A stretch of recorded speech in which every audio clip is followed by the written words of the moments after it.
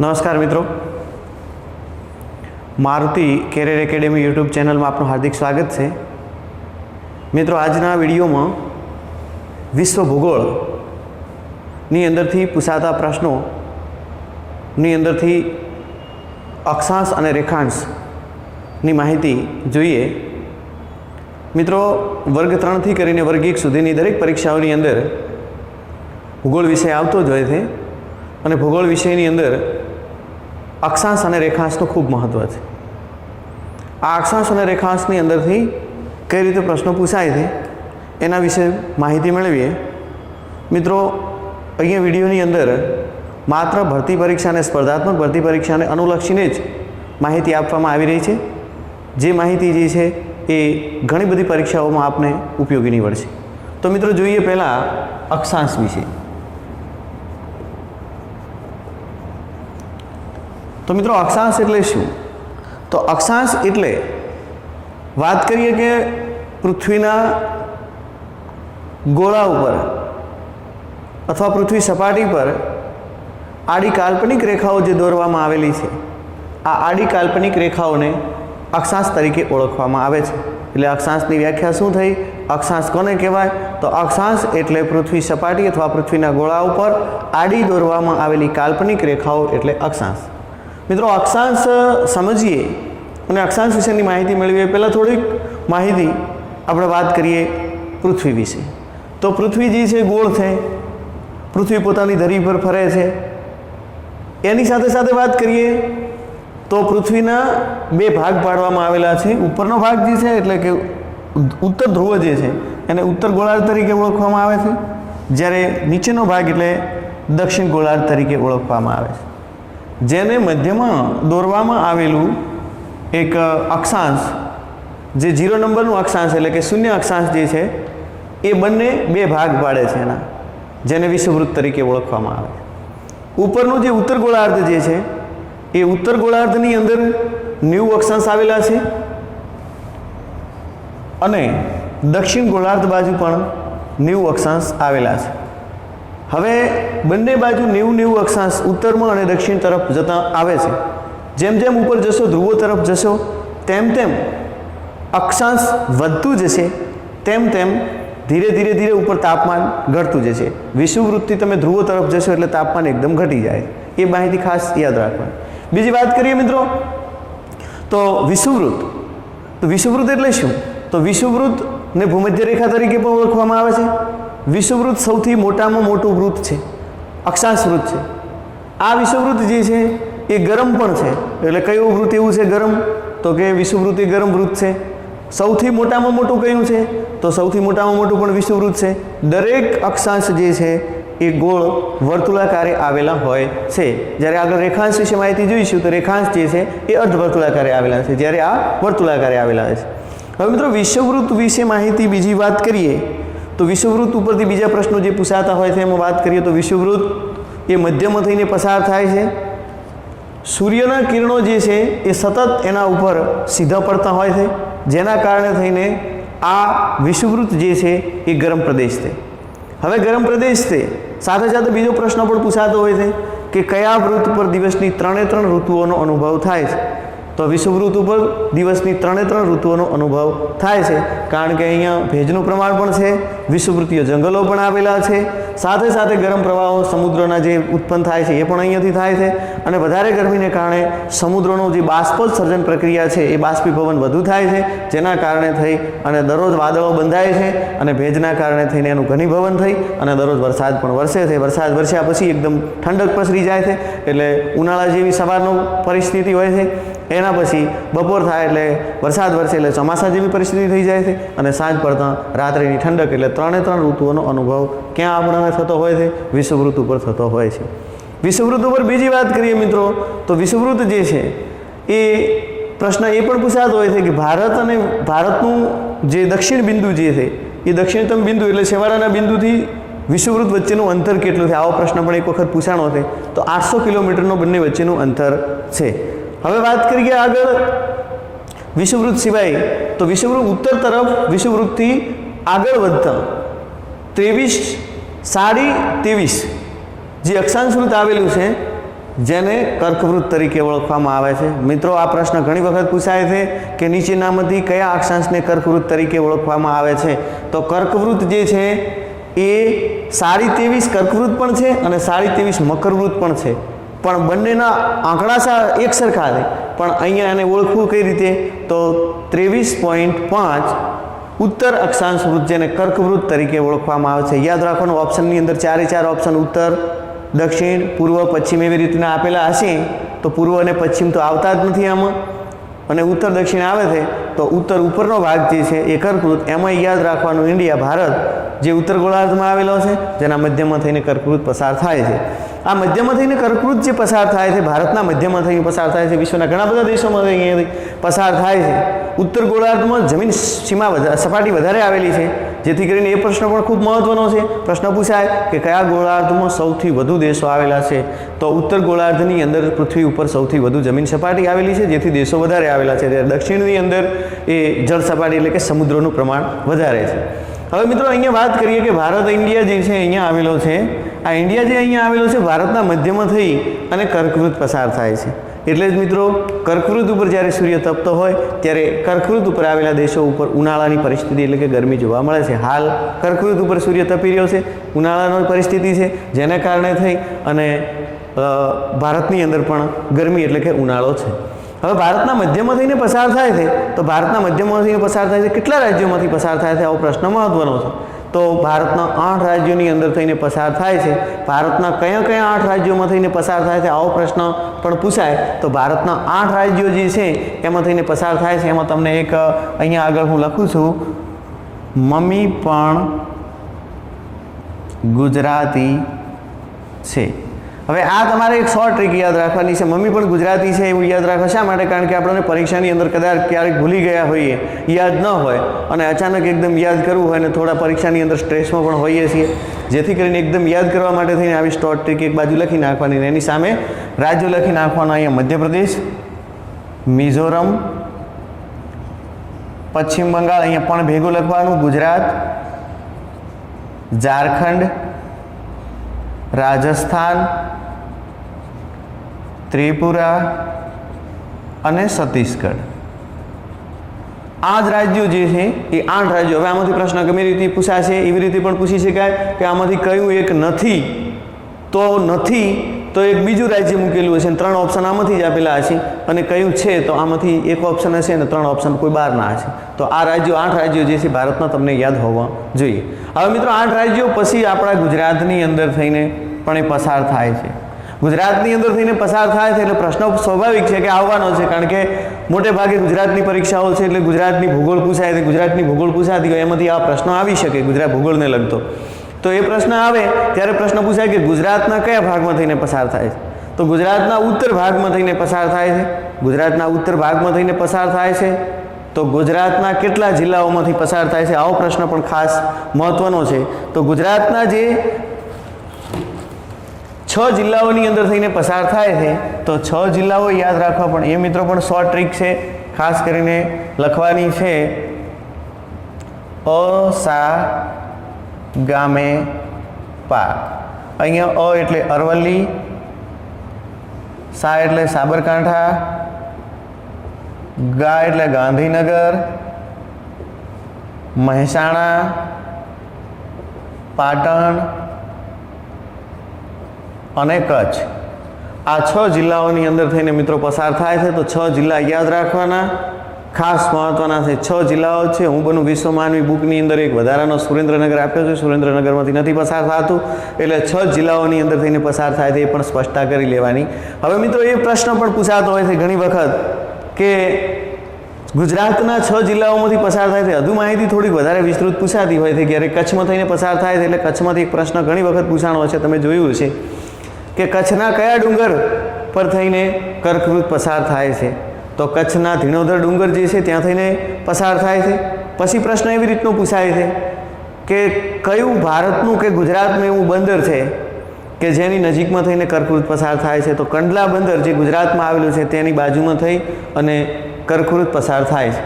એના પછી વાત કરીએ તો મિત્રો મહેસાણા જિલ્લાની અંદર આવેલું મોઢેરાનું સૂર્ય મંદિર। મોઢેરાના સૂર્ય મંદિરની બાજુમાં થઈને પસાર થાય છે. એટલે એ પ્રશ્ન પણ પૂછાય છે કે ગુજરાતનું કયું એવું મંદિર છે કે જેની બાજુમાં થઈને કર્કવૃત પસાર થાય છે? તો એ મહેસાણા અથવા તો કર્કવૃત ઉપર કયું મંદિર આવેલું છે? તો મોઢેરાનું સૂર્ય મંદિર આવેલું છે. એની પછી પ્રાંતિજ સાબરકાંઠામાં આવેલું છે, ત્યાંનો પણ પ્રશ્ન પૂછાય છે કે પ્રાંતિજની બાજુમાં થઈ અને આ કર્કવૃત પસાર થાય છે.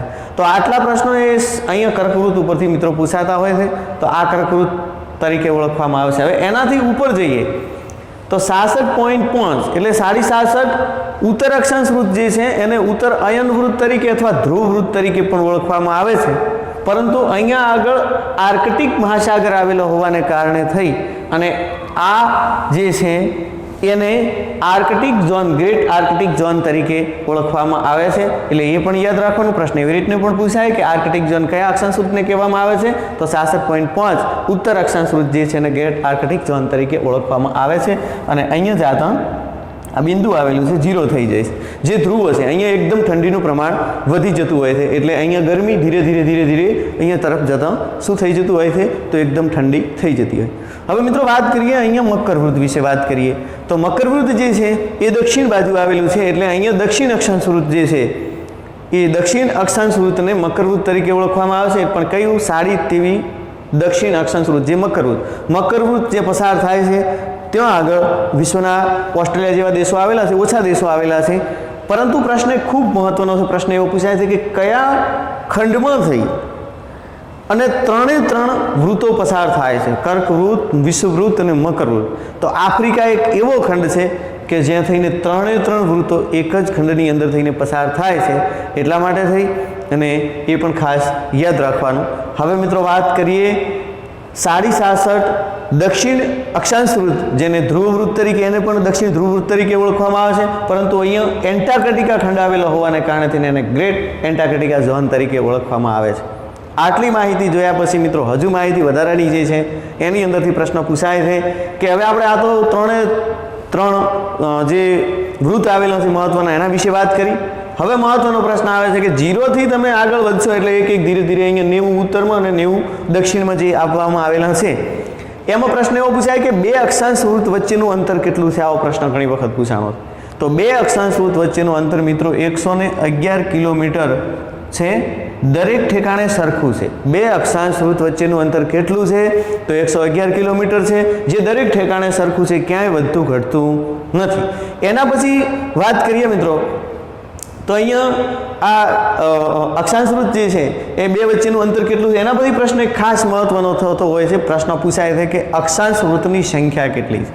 તો તમે જોયું છે, સ્વાભાવિક છે કે અક્ષાંશ વૃત્તની સંખ્યા આમ તો તમે 180 કહેતા હશો, પણ 180 નથી, કારણ કે 90 180 અને 180 વત્તા જે આ 0 નંબરનું એક જે છે એટલે 181 કુલ સંખ્યા છે. શું છે?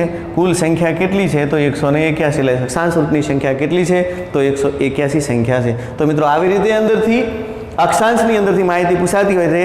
અક્ષાંશ જે છે એને આડી કાલ્પનિક રેખાઓ જેને અક્ષાંશ તરીકે ઓળખવામાં આવે છે.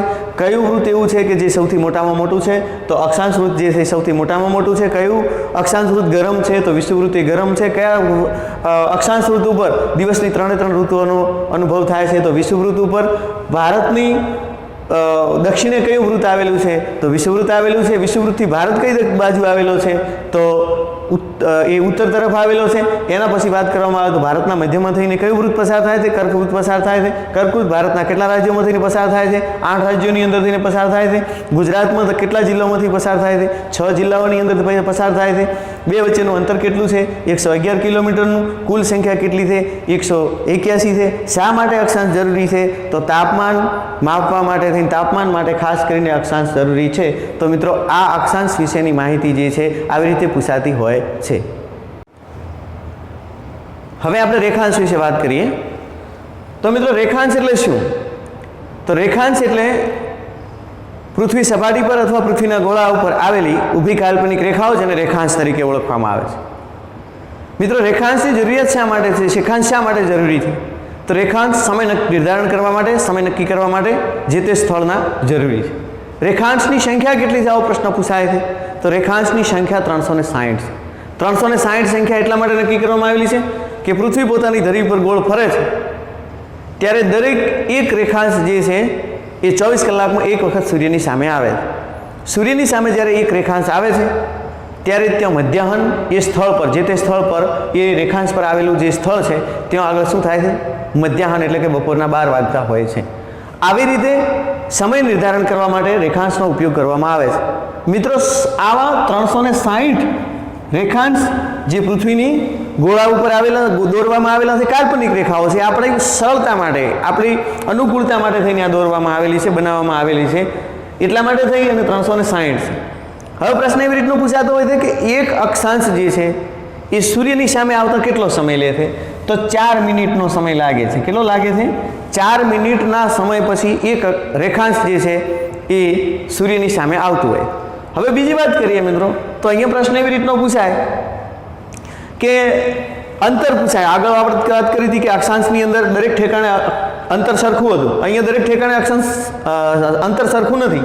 કેમ કે અહીંયા આગળ જે પૃથ્વીનું વિષુવવૃત્ત જે આવેલું છે એ વિષુવવૃત્ત જે છે, વિષુવવૃત્તથી ઉપર તરફ એટલે કે ઉત્તર ગોળાર્ધમાં જશો અને દક્ષિણ ગોળાર્ધમાં એટલે ધ્રુવો તરફ જેમ જેમ જતા જશો તેમ તેમ રેખાંશની અંતરમાં ઘટાડો થતો જાય છે અને એ અહીંયા ધ્રુવો ઉપર જઈ અને 0 થઈ જતું હોય છે. કેવું થઈ જતું હોય છે? બંને બાજુ ધ્રુવો ઉપર ઉત્તર અને દક્ષિણ બાજુ જશે એટલે 0 થઈ જશે. પરંતુ અહીંયા વિષુવવૃત્ત ઉપર એનું મહત્તમ અંતર જોવા મળતું હોય છે. તો કેટલું મહત્તમ અંતર હોય છે? 111.32 કિલોમીટર જેટલું અંતર હોય છે. ક્યાંક ક્યાંક મિત્રો 111.13 પણ અમુક બુકોની અંદર કહેવામાં આવેલું છે. તો એ પણ સાચું છે, બંને આંકડા સાચા છે. પણ અહીંયા આગળ 111 જે છે એ આપણા ગુજરાતની બુકો જે છે એની અંદરથી ને ગુજરાતની પરીક્ષાઓની અંદર 111.32 કિલોમીટર મહત્તમ અંતર ક્યાં હોય છે? વિષુવવૃત્ત ઉપર. પછી વિષુવવૃત્તથી દક્ષિણ તરફ જો કે ઉત્તર તરફ જો, જેમ જેમ દૂર જતા જશો તેમ તેમ એનું અંતર ઘટતું જશે, સાંકડો થતો જશે અને ઉપર જતા એકદમ 0 થઈ જશે. હવે અક્ષાંશ વૃત્ત જે છે એ વર્તુળાકારે હતા, જ્યારે અહીંયા રેખાંશ જે છે એ અર્ધવર્તુળાકારે આવેલા છે. એ પણ ખાસ મહત્વની બાબત છે, નોંધનીય છે, નોંધવા જેવી છે. એના પછી વાત કરીએ મિત્રો, તો આ જે રેખાંશ આવેલા છે એ રેખાંશ તમે જોયું છે પૃથ્વીના નકશા ઉપર કે એક બાજુ, આ બાજુ પશ્ચિમ બાજુ 180 આવેલા છે ને આ બાજુ પૂર્વ બાજુ પણ 180 આવેલા છે. બંને બાજુ 180 આવેલા છે એટલે 360 થાય.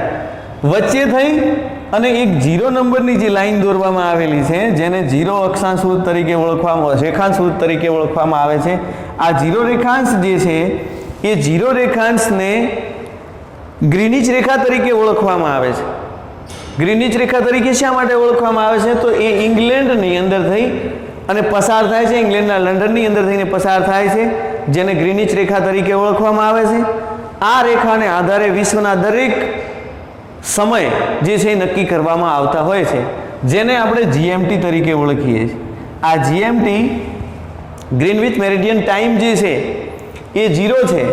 આ 0 થી વિશ્વના દેશો આગળ પાછળનો સમય હોય છે.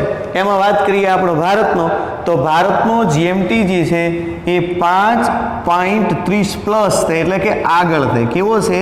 આગળ છે. દરેકની અંદર શું કરવું પડે છે? આપણો ટાઈમ જે છે આગળ છે. બીજા વિશ્વના જે દેશો છે એના ટાઈમ કરતાં ભારતનો આગળ છે, કારણ કે ભારત અહીંયા આવેલો છે, ભારત પૂર્વ તરફ આવેલો છે અને એટલા માટે એને શું કરવો પડે છે?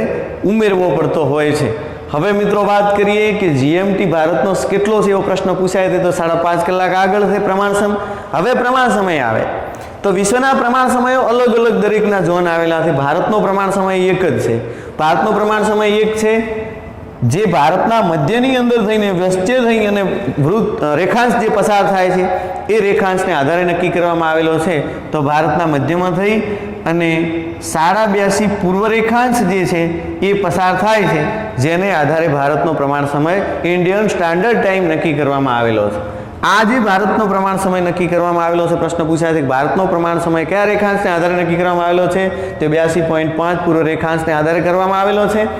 ક્યાં થઈને પસાર થાય છે આવો પ્રશ્ન પૂછાય છે? તો ઉત્તર પ્રદેશના પ્રયાગરાજની બાજુમાં મિર્ઝાપુર ગામની અંદર થઈને પસાર થાય. યાદ રાખવાનું મિત્રો, ક્યાં થઈને? પ્રયાગરાજ. ઉત્તર પ્રદેશનું પ્રયાગરાજના મિર્ઝાપુર જે છે ત્યાં થઈને પસાર થાય છે. એટલે યાદ રાખવાનું, એ પ્રશ્ન પણ ઘણી વખત પૂછાણો છે. પ્રયાગરાજ અને વારાણસી વચ્ચે થઈને પસાર થાય છે એવો પ્રશ્ન પણ પૂછી શકાય. એટલે 82.5 ભારત પૂર્વ રેખાંશ જે છે ભારતનો પ્રમાણ સમય નક્કી કરે છે. આવા દેશ, વિશ્વના દેશોમાં અલગ અલગ પ્રમાણ સમયો આપવામાં આવેલા છે. હવે આગળ વાત કરીએ તો 180 બંને બાજુ, અહીંયા 180 ને અહીંયા 180 આવતું હોય છે. આ 180 જે છે એ 180 ને શું કહેવામાં આવે છે? તો આંતરરાષ્ટ્રીય દિનાંતર રેખા તરીકે ઓળખવામાં આવે છે. આઈડીએલ 180 રેખાંશ જે છે એને આઈડીએલ તરીકે ઓળખવામાં આવે છે. ઇન્ટરનેશનલ ડેડલાઇન, આંતરરાષ્ટ્રીય એટલે કે ઇન્ટરનેશનલ ડેડલાઇન જે છે એ ઇન્ટરનેશનલ ડેડલાઇન જે છે એ 180 નંબરનું રેખાંશ જે છે એ ક્યાં થઈને પસાર થાય તો સમુદ્રની અંદર થઈને પસાર કરવામાં આવેલું છે. સમુદ્રોની અંદર થઈને એટલે આવી રીતે અને એક જગ્યાએથી નથી, આવી રીતે વાંકી ચૂંકી થોડીક કરવામાં આવેલી છે, કારણ કે વચ્ચે વિશ્વના દેશો આવેલા છે અને સમુદ્રની અંદર થઈને જ પસાર કરવું પડે છે. કેમ કે સમય નિર્ધારણ કરવા માટે થઈ.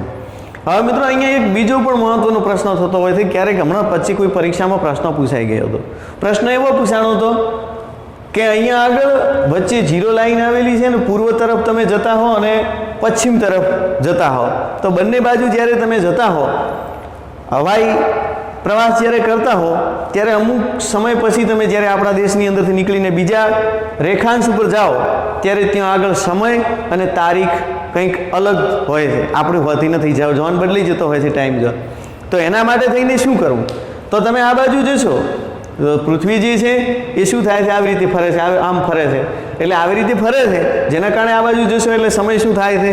તો સમય સૂર્યની સામે જતો હોય છે, જેથી કરીને ત્યાં સમય વધારવામાં આવે છે અને પૂર્વ તરફ જતા સમય વધારવામાં આવે છે. એટલે જ્યારે તમે પૂર્વ તરફ મુસાફરી કરી રહ્યા હો ત્યારે દિવસનો ઘટાડો કરવામાં આવે છે અને તારીખ બાદ કરવામાં આવે છે. યાદ રાખવાનું, પૂર્વ તરફ જતાં શું કરવામાં આવે છે? તો દિવસનો ઘટાડો કરવામાં આવે અને તારીખ બાદ કરવામાં આવે. જ્યારે પશ્ચિમ તરફ જતા હો ત્યારે સમય બાદ કરવામાં આવે છે. શું કરવામાં આવે છે? સમય ઘટાડવામાં એટલે બાદ કરવામાં આવે છે. આ સમયે પશ્ચિમ તરફ જતાં તારીખ ઉમેરવામાં આવે છે અને એક દિવસ પણ ઉમેરો થતો હોય છે. આ બાબત ખાસ ઇમ્પોર્ટન્ટ છે. તો અહીંયાથી પ્રશ્ન કેવી રીતના પૂછી શકાય કે રેખાંશની સંખ્યા કેટલી છે? 360. એક રેખાંશને સૂર્યની સામે આવતા કેટલો સમય લાગે છે? 4 મિનિટ. એના પછી 24 કલાકની અંદર 360 એ ફરે છે. એ પણ આપણને એટલે દિવસ રાત્રિ થતી હોય છે ખબર. મહત્તમ અંતર કેટલું છે? 111.32 કિલોમીટરનું, જે વિષુવવૃત્ત ઉપર છે. ધ્રુવો તરફ જતાં ઓછું થઈ જાય છે. જીએમટી શું છે? તો 0 નંબર ગ્રીનિચ રેખા તરીકે ઓળખવામાં આવે છે, જે યુકેના લંડનની અંદર થઈને પસાર થાય છે. આઈડીએલ કેટલા નંબરનું રેખાંશ છે? તો 180 નંબરનું. ભારતનો પ્રમાણ સમય કેટલા ઉપર નક્કી થયેલો છે? તો 82.5 પૂર્વ રેખાંશ ઉપરથી ભારતનો પ્રમાણ સમય નક્કી કરવામાં આવેલો છે. ક્યાં થઈને પસાર થાય છે? તો પ્રયાગરાજની બાજુમાં મિર્ઝાપુર ગામથી પસાર થાય છે. આ ખાસ મિત્રો યાદ રાખવાનું. જય હિન્દ.